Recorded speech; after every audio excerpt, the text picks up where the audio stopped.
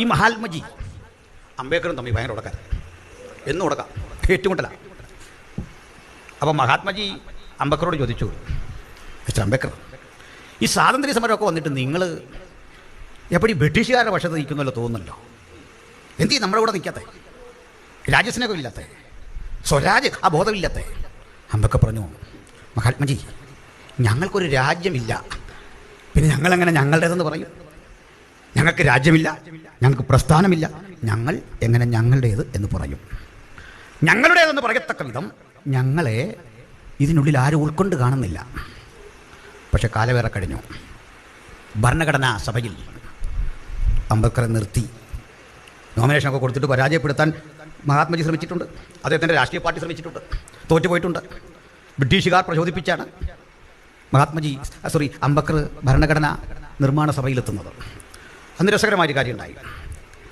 അദ്ദേഹം താമസിച്ചൊരു ലോഡ്ജുണ്ട് ഇതിനൊക്കെ വേണ്ടി, ഒരു വീട് വാടകയ്ക്ക്, ഒരു പാർസിയുടെയാണ്.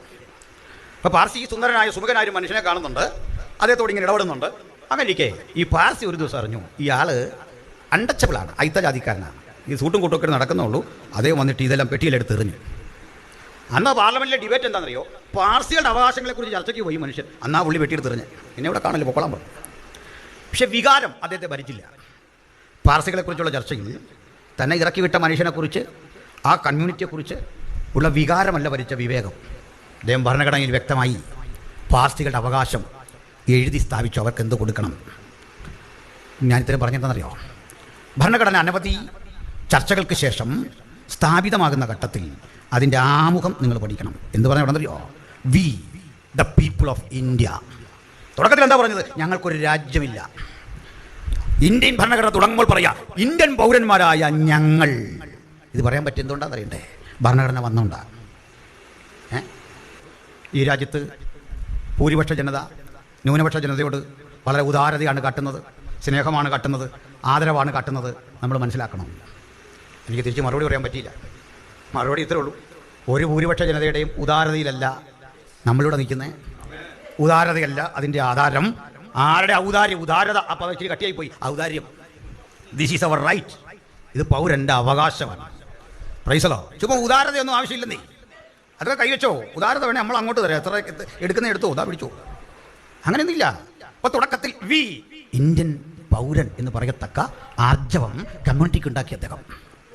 ഇതൊക്കെ പറഞ്ഞെന്നറിയണ്ടേ? നെഹമ്യ അസ്തിത്വം നഷ്ടപ്പെട്ടെടുത്ത് നിന്നുകൊണ്ട് ഒരു ജനതയെ കരിപ്പിടിപ്പിച്ചു. സെയിമൊക്കെ തിരിച്ചു തന്നു. ഓരോരുത്തരും തങ്ങളാൽ കഴിയാവുന്ന ഒരു കോൺട്രിബ്യൂഷൻ തൻ്റെ സമൂഹത്തിന് കൊടുത്തു. ഞാൻ പ്രവാചകിയെ ചട്ടം കെട്ടി നിർത്തി. ആര് വിളിച്ചു? നെഹമ്യാവ് ചെന്നു. നെഹമ്യാവ് ചെന്നിട്ട് നെഹമ്യാവിനോട് ദൂത് പറഞ്ഞു, സംഗതി പാളും. നെഹമ്യാവ് ആ ദൂത് അവസാനം വരെ കേട്ടുന്നു. ഈ ട്രോൾ ചെയ്യുന്ന പോലെ പിള്ളേർ എല്ലാം കേട്ട് കഴിഞ്ഞ് അവസാനം പറഞ്ഞു, ഇത് ചുമ്മാ നടക്കാൻ പോകുന്നില്ല. ലാസ്റ്റ് പറഞ്ഞ് നടക്കത്തില്ല. നിന്നെ യഹോവ അയച്ചിട്ടില്ല, നിനക്ക് സാധിക്കില്ല. എന്നെ അയച്ച ഒരു ദൈവമുണ്ട്. നിന്റെ വാക്ക് കെട്ടെൻ്റെ മനസ്സ് മന്ദീഭവിക്കില്ല. നിന്റെ വാക്ക് കെട്ടിട്ട് ഞാൻ പിന്തിരിഞ്ഞോടില്ല. നെഹമ്യാവ് പറയുന്നൊരു വാക്യമുണ്ട്, എന്നെപ്പോലെ ഒരുത്തൻ ഓടിപ്പോകുമോ? ഓരോ ഭക്തനും ശത്രുവിന്റെ നെഞ്ചത്ത് വിരൽക്കൊത്തിക്കൊണ്ട് തോൽവിയുടെ മുഖത്ത് നോക്കി വിളിച്ചു പറയട്ടെ, എന്നെപ്പോലെ ഒരുത്തൻ ഓടിപ്പോകുമോ? ആലോചനയുള്ളവൻ, പ്രാർത്ഥിച്ചവൻ, തമ്പുരാന്റെ തിരുസന്നിധി കരഞ്ഞവൻ, ആലോചന പ്രാപിച്ചവൻ, ദൂത് പ്രാപിച്ചവൻ, എന്നെപ്പോലെ ഒരുത്തൻ ഓടിപ്പോകാൻ കഴിയില്ല, തോറ്റു തുന്നം പാടാൻ കഴിയില്ല, ഓടിപ്പോകില്ല. എന്നിട്ട് പറയാ, ആകയാൽ എന്നെ എന്ന് പറഞ്ഞ് തുടങ്ങിയിട്ട് പറയാ, ആകയാൽ അവന്റെ ദാസന്മാരായ ഞങ്ങൾ. ഇന്ന് രാത്രി നമുക്കും ഞങ്ങൾ എന്ന ശബ്ദത്തോട് ചേർന്ന് നിൽക്കാം, നമുക്ക് ഒരുമിച്ച് ചേർന്ന് നിൽക്കാം. ഐക്യതയാത്മാവിൽ പറയാം, അവന്റെ ദാസന്മാരായ ഞങ്ങൾ, അവന്റെ ദാസന്മാരായ ഞങ്ങൾ ചേർന്ന് പണിയും.